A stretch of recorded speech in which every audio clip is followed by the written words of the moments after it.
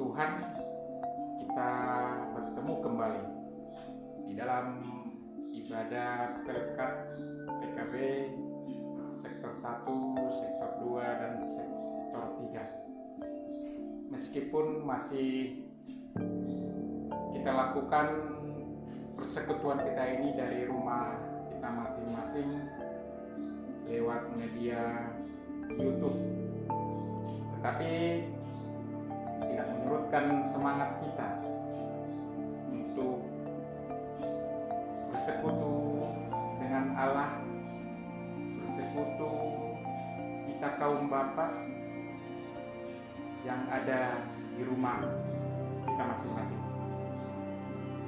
Pada hari ini pembacaan firman Tuhan terambil dari kitab Yesaya pasal 59 dimulai dari ayat 20 hingga ayatnya 21. Namun sebelum kita membaca dan merenungkan akan firman Tuhan ini, kita bersatu di dalam doa mohon bimbingan Roh Kudus. Kita berdoa. Kasih pertolongan Tuhan yang selalu kami rasakan sampai dengan hari ini ya Tuhan, dan kekuatan kesehatan yang terus ada bersama-sama kami. Pada malam hari ini ya Tuhan, kami Pelkat PKB datang bersekutu dalam ibadah Pelkat PKB sektor 1, 2, dan 3. Dan kami akan membaca dan merenungkan akan sabda kebenaran firman.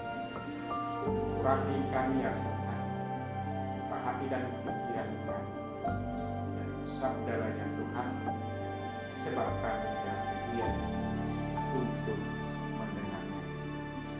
Nama Tuhan Yesus Kristus, firman yang hidup, kami berdoa. Amin. Kitab Yesaya pasal 59 ayat 20 sampai dengan ayatnya 21 menyatakan, dan ia akan datang sebagai penebus untuk Sion dan untuk orang-orang Yakub yang bertobat dari pemberontakannya. Demikianlah firman Tuhan. Adapun aku, inilah perjanjianku dengan mereka, firman Tuhan. Rohku yang menghinggapi engkau dan firmanku yang kutaruh dalam mulutmu tidak akan meninggalkan mulutmu dan mulut keturunanmu dan mulut keturunan mereka dari sekarang sampai selama-lamanya, firman Tuhan. Sejauh demikian pembacaan firman Tuhan. Berbahagialah kita yang sudah mendengar dan memelihara firman Tuhan. Haleluya. Rekan-rekan, bapak-bapak yang ada di rumah, spesial sekali dari multimedia saat ini ada kembang di sebelah kiri saya. Ini dekorasi dari multimedia. Terima kasih buat multimedia. Kembang ini ada artinya. Kembang itu adalah kebahagiaan. Kembang itu adalah sukacita. Kembang itu adalah harapan.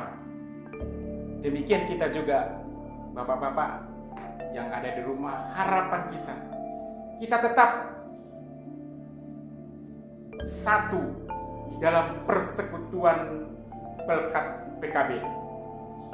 Kita tetap semangat di dalam ibadah kita, baik kita yang ada di rumah, dan tetap PKB akan bertumbuh menjadi satu untuk memuliakan nama Tuhan. Kalau kita baca kembali kita dari Yesaya pasal 59 dari awal ayat 1 sampai 21 ini, Tuhan sebagai penebus Tuhan sebagai penebus mempunyai sikap seperti apa? Dari ayat 1 sampai dengan 21 ini berbicara pertama sikap pengasih. Walaupun bangsa Israel telah memberontak dan mungkir dari hadapan Tuhan, Tuhan tetap mempunyai sikap mengasihi. Yang kedua, sikap penyayang. Walaupun bangsa Israel tidak setia kepada Tuhan Allah, tetap Tuhan Allah mempunyai sikap penyayang kepada orang-orang Israel. Yang ketiga, sikap mengampuni.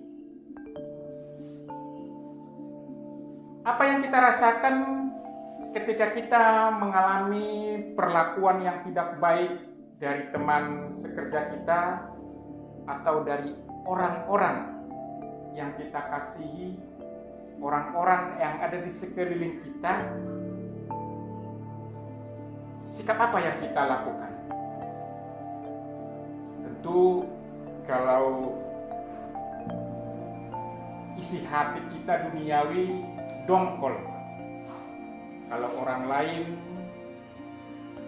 membuat perlakuan yang tidak baik kepada kita. Tapi firman Tuhan pada malam hari ini mengajarkan kita untuk mempunyai sikap mengampuni. Mengampuni dengan cara apa, Bapak-bapak? Mengampuni untuk tidak boleh memperhitungkan kesalahan yang sudah dia perbuat. Sebaliknya kita harus menegur dengan kasih, menegur dengan tidak menghakimi mereka, menegur dengan hati-hati untuk tidak membuat sakit hati kepada orang lain ataupun menyudutkan orang lain. Bapak-bapak yang dikasihi Tuhan, dalam bacaan firman Tuhan pada hari ini menyampaikan kehidupan umat Israel yang berada di pembuangan, mengeluhkan karena Allah tidak kunjung menyelamatkan mereka. Apakah Allah tidak sanggup menolong mereka? Jawabannya, Allah jelas. Allah bertindak pada waktunya, yaitu saat Israel berbalik kepada Allah. Berbagai perbuatan dosa Israel digambarkan secara terperinci. Mereka memandang rendah hak orang lain, meremehkan hukum, mudah mengucapkan janji palsu, menganggap murah nyawa sesama, dan mengatur strategi jahat untuk kepentingan diri sendiri. Pernyataan Allah yang menganggap mereka sebagai umat kesayangannya telah mereka hancurkan dengan bersikap seperti bangsa-bangsa yang tidak mengenal Tuhan. Keberadaan mereka di tanah pembuangan tidak membuat mereka bertobat. Perlahan dan pasti kehancuran Israel sedang terjadi. Tidak ada keadilan dan kebenaran pada mereka.